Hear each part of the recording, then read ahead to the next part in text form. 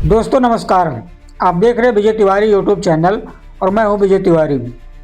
दोस्तों, पश्चिम बंगाल विधानसभा चुनाव 2026 इस समय काफ़ी सुर्खियों में है। न केवल सुर्खियों में है बल्कि पक्ष और विपक्ष के बीच में चुनावी बयानबाजी और एक दूसरे पर आरोप प्रत्यारोप का दौर काफ़ी तेज़ी से चल रहा है।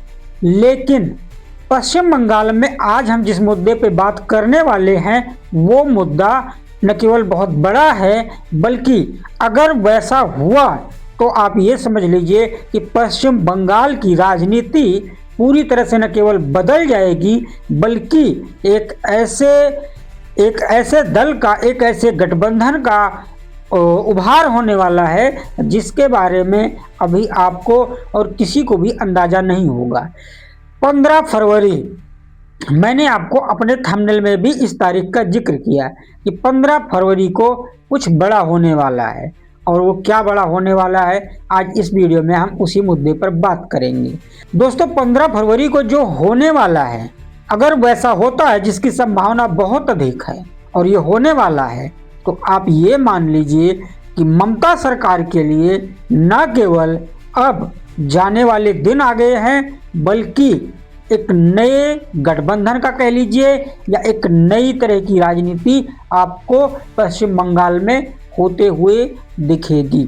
आखिर 15 फरवरी को क्या होने वाला है इस वीडियो में हम वही बात करेंगे आपसे। दोस्तों, बंगाल की राजनीति में 15 फरवरी का दिन काफ़ी महत्वपूर्ण रहने वाला है और वो इसलिए क्योंकि टीएमसी से निकाले गए, टीएमसी से निष्कासित नेता हुमायूं कबीर अपनी पार्टी बना करके वो बंगाल विधानसभा में चुनाव लड़ रहे हैं।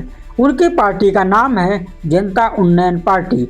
दोस्तों, जितनी बड़ी बात यह है कि हुमायूं कबीर चुनाव लड़ रहे हैं अपनी नई पार्टी बना करके, उससे भी ज़्यादा बड़ी खबर ये है कि हुमायूं कबीर न केवल टीएमसी के खिलाफ अपनी पार्टी बना के चुनाव लड़ेंगे बल्कि टीएमसी और बीजेपी के खिलाफ वो एक महागठबंधन जैसा एक अलायंस तैयार करना चाह रहे हैं।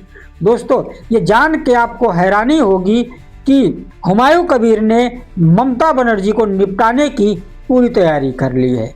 हुमायूं कबीर जहां कभी टीएमसी में रहकर राजनीति करते थे, लेकिन अभी कुछ ही समय पहले जब उन्होंने दिसंबर के महीने से पहले उन्होंने बाबरी मस्जिद बनाने का ऐलान किया, वो भी मुर्शिदाबाद में, जहाँ की मुस्लिम आबादी बताई जाती है करीब 60% है।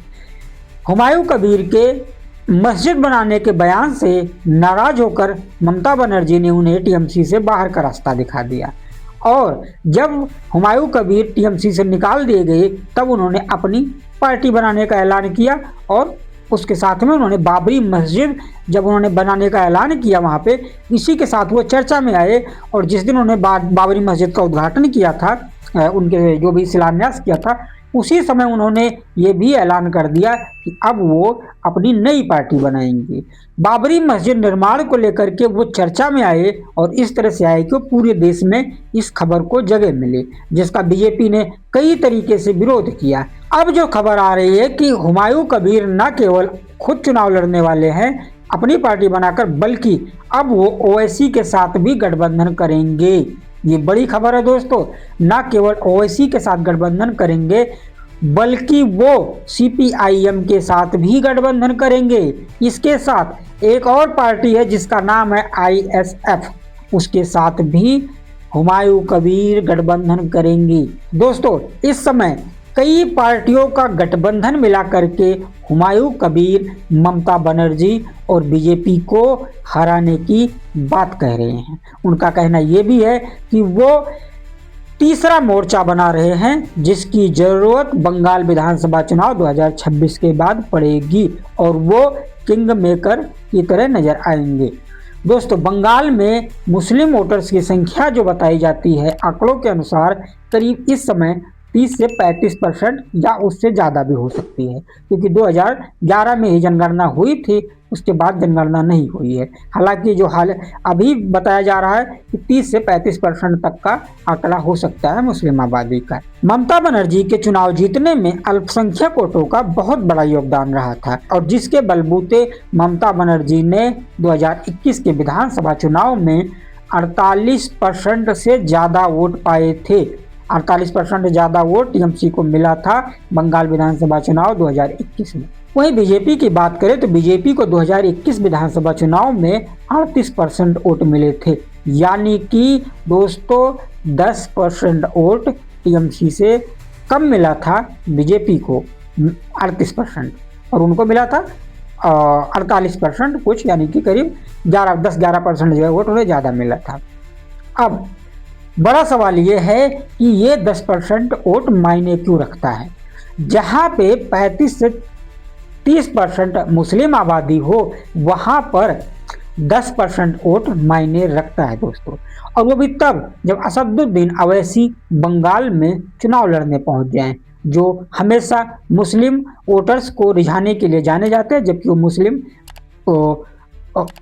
वो अल्पसंख्यकों के लिए अल्पसंख्यकों के अधिकारों के लिए खुद को लड़ते हुए दिखाते हैं। बड़ी बात यह है दोस्तों कि अगर ये गठबंधन CPIM, AIMIM और जो है हुमायूं कबीर की पार्टी, जनता उन्नयन पार्टी और ISF पार्टी, चार पार्टियों का गठबंधन जब एक साथ होगा तो आप सोच सकते हैं कि क्या होगा, और वो भी तब जब मात्र 10 से 11% वोट का बैलेंस ही वर्तमान सरकार ममता बनर्जी के पास हो।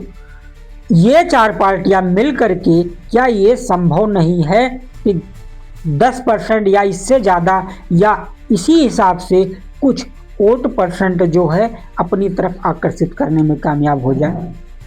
दोस्तों मैं मानता हूं कि अगर ऐसा होता है, इसमें से कुछ भी होता है, तो ममता बनर्जी के लिए 2026 में सरकार बनाना या फिर टीएमसी को अच्छी स्थिति में रख पाना काफ़ी मुश्किल होने वाला है। यानी कि जो बताया जा रहा है 15 फरवरी को जो गठबंधन की तैयारी है वो एक विशेष दिन होगा बंगाल की राजनीति में। वो दिन आसान नहीं होगा ममता बनर्जी के लिए, और बताया तो ये भी जा रहा है कि ममता बनर्जी इस गठबंधन को लेकर काफ़ी चिंतित हैं। ममता बनर्जी खुद चाहती हैं कि किसी भी तरह से इस गठबंधन को होने से रोका जाए, क्योंकि अगर वोटों का ध्रुवीकरण हुआ तो सीधा फायदा बीजेपी को ही होगा, जिसके पास 2021 के अनुसार 38% प्लस जो है वोटों का आंकड़ा है। और अगर 10 से 11% वोट, ये मैं बता रहा हूँ कि बहुत कम है, क्योंकि जब आप 2021 के आंकड़े देखेंगे अकेले CPIM के पास ही 4% प्लस वोट बैंक है। 4% वोट बैंक सिर्फ CPIM के प्लस के पास है, कम्युनिस्ट पार्टी के पास 4%, और उसमें 8% से ज़्यादा जो है 2.25% के करीब वोट ISF पार्टी के पास है। यानी कि आप समझ सकते हैं इन दोनों पार्टियों का मिला लें तो 6% वोट ही मानिए आप, और दो पार्टियां मिलकर जब 6% देंगी तो ओवैसी की पार्टी AIMIM और हुमायूं कबीर की पार्टी जो बाबरी मस्जिद के नाम पर ही राजनीति कर रहे हैं वो कितना परसेंट वोट लेंगे।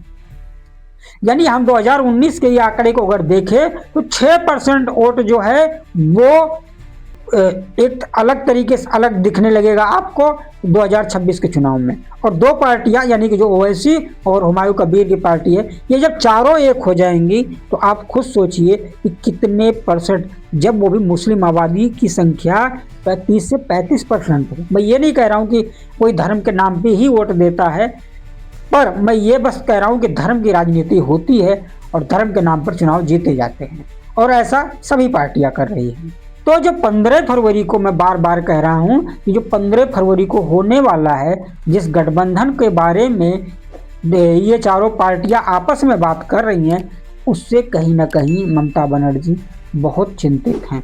यहाँ ममता बनर्जी SIR के मुद्दे को लेकर के खुद सुप्रीम कोर्ट में जज से बहस करती हुई नजर आई, वहीं अब उन्हें SIR के अलावा इस गठबंधन से और भी ज़्यादा सतर्क होने की ज़रूरत है, क्योंकि ये गठबंधन चुनाव जीते या ना जीते लेकिन ममता बनर्जी को हरा जरूर सकता है।